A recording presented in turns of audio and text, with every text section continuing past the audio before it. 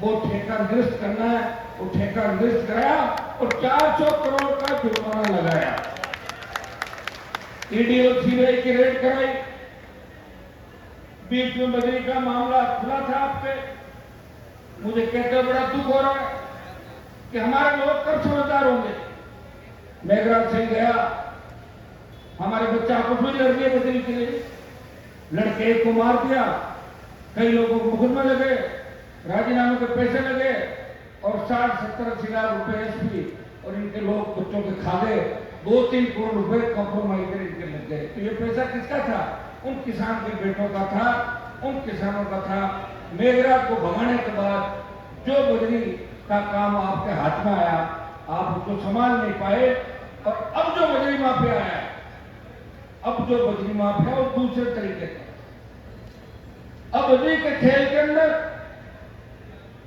रिया जटान में 1 दर्जन के लगभग भारतीय जनता पार्टी के विधायक,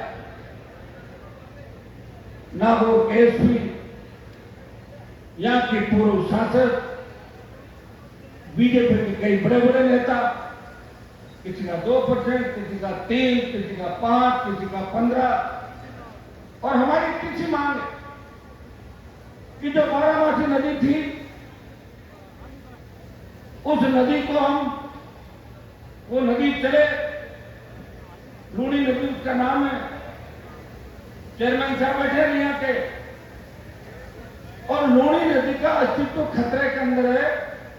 पिछली बार उसको इतना खोद दिया कि पानी रुक ही नहीं रहा है, अपना आप आगे जा रहा है, क्योंकि ग्रेवल निकल गई नीचे से, कई जगह तो खोदते खोदते पानी आ गया। पिछली बार के संघर्ष के बाद हमने सोचा था कि सरकार के अंदर कुछ ऐसा होगा, लेकिन राष्ट्रीय लोकतांत्रिक पार्टी की सीटें कम आई। ये भी सबसे बड़ा कारण है कि मेरठ की सीट अगर मैं इंदिरा बावरी की जगह ये नहीं जीतता और वापस मैं इंदिरा बावरी जीतती तो बजरी की ऐसी विवश स्थिति आपको रिया के अंदर देखने को नहीं मिलती।